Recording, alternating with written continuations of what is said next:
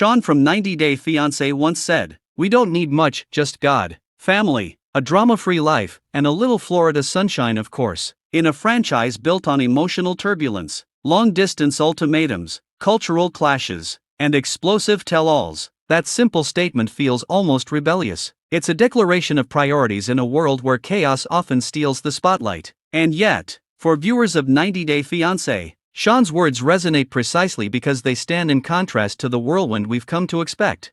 To understand the depth of that quote, you have to appreciate the ecosystem of 90 Day Fiancé. Since its debut on TLC, the show has thrived on high-stakes romance. Couples navigate the K-1 visa process with just 90 days to decide whether love is strong enough to anchor a lifetime commitment. The pressure cooker environment magnifies every misunderstanding. Small issues become major battles. Cultural differences feel like personal affronts. Families are skeptical. Finances are scrutinized. Trust is fragile. Viewers tune in for the drama, but they stay for the moments of sincerity.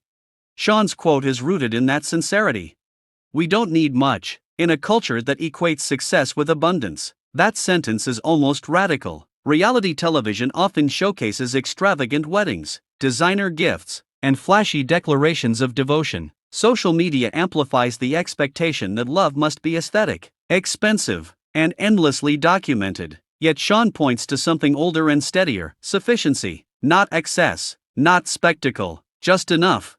Just God. Faith, in the context of international relationships, often becomes both anchor and tension point. When couples from different countries merge lives, they bring traditions, rituals, and belief systems with them. For some, religion is a quiet backdrop. For others, it's central to identity. By naming God first, Sean signals that his framework for life begins with spiritual grounding. In relationships constantly tested by distance and doubt, faith can function as emotional ballast. It reminds couples that their story is part of something larger than visa timelines or televised arguments.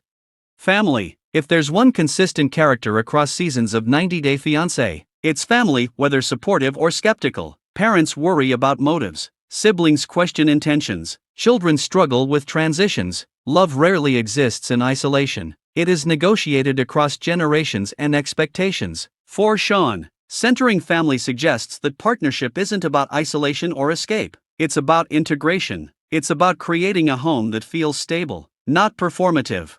A drama-free life. Here's the irony: drama is the oxygen of reality TV. Without it, there would be no cliffhangers, no reunion specials, no viral moments. Yet Sean's desire for a drama-free existence doesn't reject conflict altogether. It rejects unnecessary chaos. There's a difference between working through challenges and living in constant upheaval. Drama-free doesn't mean problem-free. It means intentional. It means choosing conversations over confrontations, privacy over provocation, and a little Florida sunshine. That final line adds warmth and specificity. Florida sunshine isn't just meteorological, it's symbolic. Florida evokes palm trees, coastal breezes, pastel skies at dusk. It suggests relaxation, open space, and second chances. Sunshine represents hope. It's the light after the storm. In a show famous for emotional thunderstorms, the idea of basking in warmth feels almost cinematic.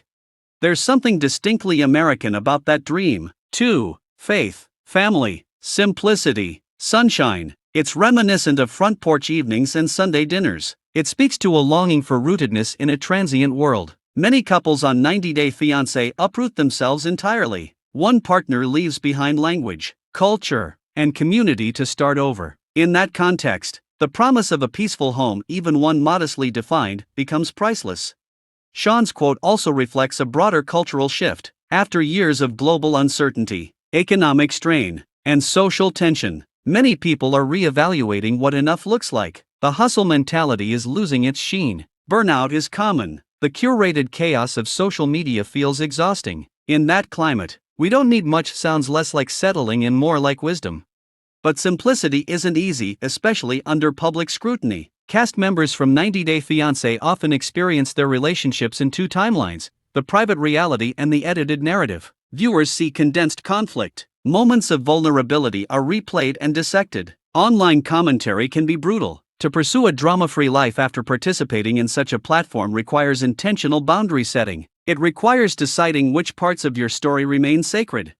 Faith can help with that. When your sense of identity is rooted in something beyond public approval, criticism carries less weight. Family helps too. Having a circle that knows you beyond your screen persona creates stability. Sunshine, literal or metaphorical, becomes the daily reminder that life exists outside the frame. There's also something aspirational in Sean's framing. He doesn't mention wealth. He doesn't mention fame. He doesn't mention proving doubters wrong. He names intangible assets, spiritual connection, relational security, emotional peace, natural beauty. It's a value system that resists comparison. You can't measure drama-free. You can't quantify sunshine in a bank account.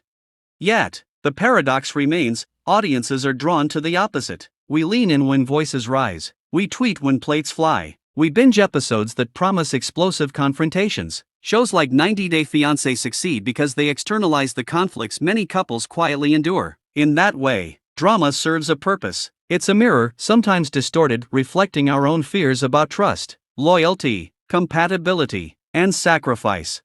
Sean's quote doesn't deny those struggles. It reframes the goal. Conflict may be inevitable, but chaos isn't mandatory. Differences may be real, but they don't have to define the relationship. The endgame isn't viral fame, it's peace.